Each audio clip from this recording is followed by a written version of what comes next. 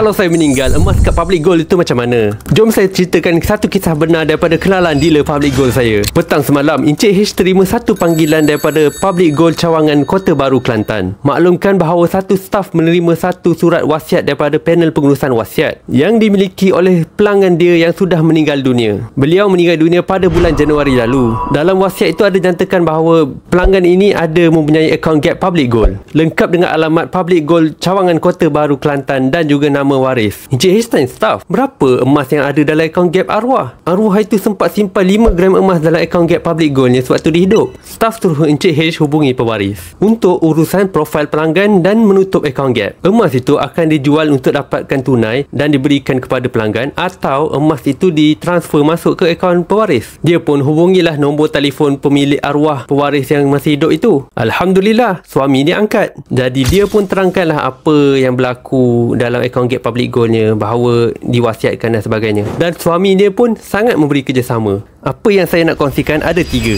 Pertama, buat wasiat sudah jadi keperluan. Walaupun sekelumit harta, buatlah wasiat dengan panel wasiat. Kedua, kalau tak ada panel wasiat, mungkin keluarga si mati tidak tahu bahawa arwah mempunyai emas sebanyak 5 gram dalam akaun Gap Public Gold. Ketiga, Public Gold sangat telus dalam urusan wasiat emas dalam akaun Gap Public Gold maupun yang masih dalam pembayaran Easy Payment Plan (EPP) jika pemilik meninggal dunia. Yang terakhir, kalau tiada panel wasiat, paling kurang kena bagi tahu kepada keluarga terdekat akaun-akaun yang kita ada. Nanti kalau meninggal, akaun-akaun tersebut bolehlah diuruskan oleh waris tanpa ada yang tertinggal.